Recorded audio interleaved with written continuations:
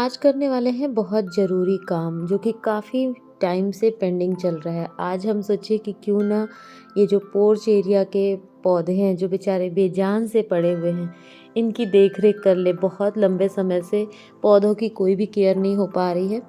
तो आज करते हैं दिन की शुरुआत क्लीनिंग के साथ। तो स्वागत है आप सभी का आपके अपने चैनल पे जिसका नाम है वुमेन विंग्स। तो यहाँ पे हम लग गए हैं पोर्च गार्डन में। जो ये इंडोर प्लांट हैं, कुछ आउटडोर प्लांट हैं, तो यहाँ के जो पौधे हैं ना इस एरिया के, उनकी क्लीनिंग में।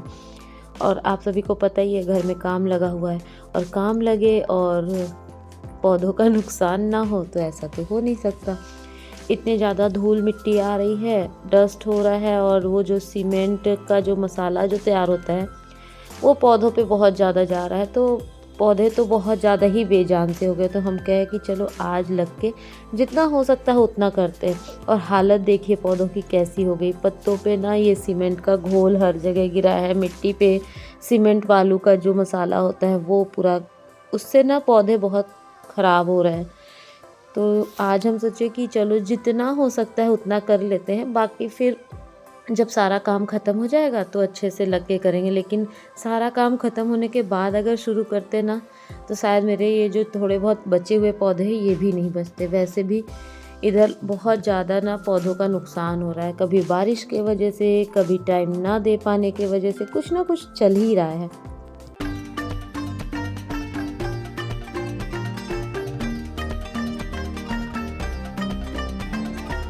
अभी हम आ चुके हैं छत पे, क्योंकि गार्डन का काम हम कर लिए थे। 4 से 5 घंटे लगने ही थे, लेकिन अभी डीपली नहीं हो पाया है। उसके बाद पापा का कॉल आ गया कि अगर फ्री हो आरती तो ऊपर आ जाओ। तो हम छत पे आ गए और यहाँ पे कुछ कुछ डिस्कशन चल रहा था। देखिए दोनों साइड से ना सीट चढ़ा दिया गया, अभी बीच की जगह जो है वो बाकी है। और आप सोच रहे होंगे ये बीच बीच में पाइप क्यों लगाया गया। तो इतना बड़ा एरिया है ना, जिसकी वजह से जो बिल्डिंग वाले भैया थे वो बोले कि बीच में सपोर्ट देना ज़रूरी है, वरना जब अगर आंधी तूफान आएगा तो ये जो सीट है ये उतनी मजबूती से नहीं रहेंगे। और हम लोगों को बहुत ज़्यादा खर्च भी नहीं करना था, तो वो सारी चीज़ों को देखते हुए जो बेस्ट हो सकता था वो किया जा रहा है। तो 2-3 दिन में ये वाला काम भी ख़त्म ही हो जाएगा, तो पापा को काफ़ी राहत मिल जाएगी। और यहाँ हम, मम्मी, पापा, अंकल सब लोग हैं। और पहले हमारे घर के आसपास कोई भी घर नहीं दिखता था ना, वीडियोस में आपको दिखाते थे कि बिल्कुल खेत ही खेत रहता था। लेकिन अभी अगर आपको घर के चारों तरफ कैमरे से दिखाएंगे ना, तो खाली ज़मीन बस हमारे घर के पीछे साइड दिखेगा, बाकी हर तरफ इतने सारे घर बन गए हैं, इतने सारे घर बन गए हैं कि पूछिए मत। ये पीछे का हिस्सा बस थोड़ा सा आपको खाली दिखेगा, बाकी चारों तरफ बहुत सारे घर बन गए हैं और अभी बन ही रहे हैं। लेकिन फ्यूचर क्या है किसी को कुछ पता नहीं, तो इस बारे में क्या ही डिस्कस करें। अभी जब समय आएगा तो बताएंगे चीज़ें क्या हैं, कैसे हैं। तो अभी काम देखिए इधर चल रहा है। वो वाला जो पोर्शन है जिधर हम लोग किचन पे खाना बनाया करते हैं, नीचे चूल्हे पे कभी कभी, उसके ऊपर का पोर्शन है, तो उधर भी सीट चढ़ना है।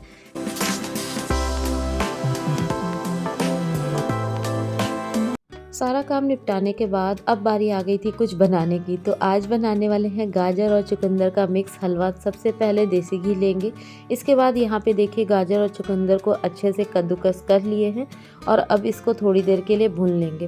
तो ये जो चुकंदर और गाजर है ना, ये खेत से ही निकाला गया है, खेत में लगा है। और जब फ्रेश चीज़ें हो ना तो उसका टेस्ट दुगना होता है। जब आप कोई भी फ्रेश चीज़ किचन गार्डन से या अपने खेत से निकालिए और उसके बाद उसको बनाइए तो उसका टेस्ट बिल्कुल अलग आता है, मार्केट के टेस्ट से बिल्कुल अलग आता है। यही चुकंदर जब हम लोग मार्केट से लेके आया करते थे तो वो फेंका फेंका रहता था, खाने का मन नहीं होता था। लेकिन जब ये अपने किचन गार्डन में हम लोग लगाने लगे तो इसका टेस्ट इतना अच्छा होता है कि हम लोग हर तरीके से इसको खाते हैं। कभी सैलेड के तरीके से बना के, और कभी इस तरीके से हलवा बना के, कभी सिर्फ चुकंदर का हलवा बनाते हैं, वो भी बहुत टेस्टी बनता है। तो इसको अच्छे से भून लेंगे। जब ये दोनों चीज़ें अच्छे से भुन जाएंगी तो उसके बाद जैसा भी आप जितनी क्वांटिटी में दूध मलाई डालना चाहते हैं वो अपनी श्रद्धा के अनुसार डालिए। और इसके बाद इसमें ऐड करेंगे थोड़ा सा मावा। और अब हलवे को हम लोग धीमी धीमी आंच पे पकाएंगे। और हलवा मीठा ना हो तो फिर हलवा क्या ही हलवा, तो इसमें डाल देते हैं थोड़ी सी चीनी। और हलवा मीठा थोड़ा सा पापा को ना मीठा पसंद है। आप लोगों को हम अक्सर बताते हैं कि पापा को हमारे घर में सबसे ज़्यादा मीठा पसंद है, तो उनके टेस्ट का ध्यान रखते हुए ये हलवा बना रहे हैं। अभी ये हलवा खाएंगे और साथ में दिमाग में चलते रहता है कि मीठा है मीठा है मीठा है, वेट और बढ़ेगा और बढ़ेगा। क्या करें, कभी कभी ना ये जो टेस्ट के चक्कर में ना कंट्रोल नहीं होता, खा ही लिया जाता है। लेकिन ठीक है, जो जितना पॉसिबल होता है उतना करते हैं। ये कौन सा रोज़ रोज़ हलवा बनता है इस तरीके से, और बनाते हैं और फिर खाते हैं। अब इसके बाद देखिए, जब धीमी धीमी आंच पे हलवा अच्छे से भुन चुका है, पक चुका है, तो अब इसमें ऐड करेंगे भर भर के ड्राई फ्रूट्स। वो बोले ना कि जितनी आपकी श्रद्धा हो उतना सब कुछ इसमें डाल दीजिए, और टेस्ट तो आएगा ही आएगा। जब इतनी सारी चीज़ें इसमें जा रही हैं, इतने प्यार से बनाई जा रही है, तो बनेगा कैसे नहीं अच्छा। और ये बहुत हेल्दी भी होता है। चुकंदर के बेनिफिट्स तो आप सभी को पता ही हैं, गाजर के भी इतने सारे बेनिफिट्स हैं। तो हेल्दी हलवा अब तैयार हो चुका है, जो कि देखने में बहुत यमी लग रहा है। तो आ जाइए आप सभी भी खाने के लिए ये बहुत ही टेस्टी और यमी सा गाजर चुकंदर का हलवा, जो कि हमारे घर में सबको बहुत पसंद आया था, ख़ास तौर से पापा को।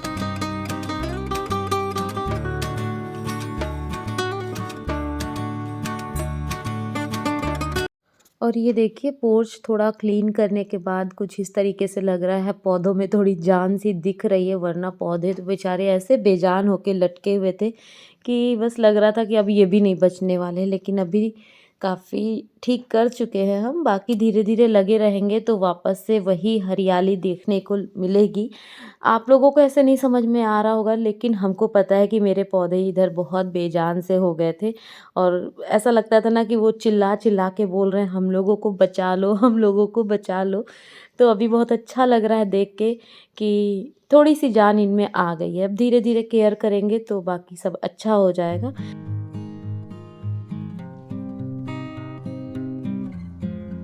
फाइनली अब जाके हम पोर्च में बैठे हैं और बहुत सुकून मिल रहा है। जब सब अच्छे से हो जाता है ना, तो पोर्च में बैठ के बहुत अच्छा लगता है। ऐसा लगता है कि सारे पौधे जो है एक एक करके थैंक यू बोल रहे हैं कि कम से कम हम लोगों के ऊपर भी आपका ध्यान गया। और अभी यहाँ कुछ मटेरियल आ गया है, तो पापा वही जा रहे हैं चेक करने कि प्रॉपर सब कुछ आया है कि नहीं। ये सब भी बहुत ध्यान देना होता है कि सारी चीज़ें आई भी हैं कि नहीं। अभी शाम के बज रहे हैं 6:30, और हम अब बहुत ज़्यादा थक चुके हैं। जेरी, तो हाँ, अभी बहुत ज़्यादा थक चुके हैं, बहुत ज़्यादा। आज ना गार्डन की साफ़ सफाई करने के बाद कुछ ज़्यादा ही थकावट लग गई है। तो आज के ब्लॉग को यहीं पे एंड करते हैं। मिलते हैं अगले ब्लॉग में। और अगर आज का ये छोटा सा ब्लॉग पसंद आया हो तो लाइक कमेंट शेयर करिएगा। साथ ही चैनल पे न्यू हैं तो सब्सक्राइब कर लीजिएगा। हालत ख़राब है इसका, तो टाइम ही नहीं हो पा रहा। कल हम बोल भी रहे थे मम्मी से कि जाके एक सिंगल स्टोन वाला नोज़ पिन लेके आना है। मतलब जैसा ये कान में पहने ना, इस टाइप का पहनते, बिल्कुल छोटा सा, जैसे बिंदी लगाते इतनी छोटी सी। तो मम्मी बोलती है कि अभी इसको पहनो, ये अच्छा लग रहा है तुम्हारे ऊपर, अभी मत चेंज करो। तो मम्मी की बात तो माननी होगी, बट मेरा मन हो रहा है कि अब इसको चेंज कर दे। और मम्मी कह रही हैं कि भी पहने रहो, देखते हैं। वैसे भी टाइम मिल नहीं रहा है कि हम मार्केट जाएं, वो कब उसका भी संजोग बनेगा पता नहीं, मतलब इसको लेने जाने का। और ये भी यहाँ से अब सोच रहे हैं हटा दे थोड़ा सा कुछ। पता है, घर में ना, घर का डेकोरेशन चेंज करने का मेरा बहुत मन करता है कि मतलब चीज़ें थोड़ी इधर उधर करे, तो कुछ टाइम बाद ना जब एक नया लुक देखो घर का, एक मेकओवर दो, तो बहुत अच्छा लगता है। लेकिन सारी चीज़ें ऐसी हैं ना, भारी भारी सी, कि अकेले हो नहीं पाएगा, और इसीलिए रह जा रहा है। एक रीज़न और है कि मेरे जो रूम है ना, मेरा जो रूम है, तो रूम में क्या है कि 3 जो वॉल है ना वो बिल्कुल बिज़ी है। सिर्फ एक ये सिंगल ये वाली वॉल जो है वो प्रॉपर वॉल है, वरना यहाँ भी विंडो है, यहाँ भी विंडो है, और इधर टीवी का ये छोटा सा पैनल है, वॉशरूम का गेट है, फिर इधर हमारे रूम का गेट है। तो इस वजह से 3 वॉल ना पूरी, मतलब ऐसी है कि हम बेड का कोई भी साइड चेंज नहीं कर पा रहे हैं। एक बार यहाँ पे था बेड इस साइड में, लेकिन उससे अभी गर्मी का मौसम आ गया है ना, तो मेरी सबसे बड़ी जो दुश्मन है वो ये कर्टन्स पे रहती है, पर्दों पे रहती है, छिपकली। तो डर लगता है। रात में भी कभी कभी ऐसा लगता है कि इधर सर करके लेटे हों और ऊपर से आके मेरे ऊपर ना गिर जाए, तो मेरी तो जान ही चली जाएगी। तो इसलिए और नहीं कर पा रहे, लेकिन मन होता है कि थोड़ा सा चेंज करें। जब हम लोग गवर्नमेंट क्वार्टर में रहते थे ना, तो अक्सर हम लोग डेकोरेशन चेंज करते रहते थे, बीच बीच में जब भी जैसा मन होता था कर देते थे, लेकिन यहाँ नहीं हो पा रहा है। पर देखते हैं, कुछ ना कुछ अगर हो सका तो करने की कोशिश करेंगे। इतने ये जो इतने भारी भारी से ये अलमारी है, ये तो हटने से रहा, इस वजह से नहीं कर पा रहे हैं।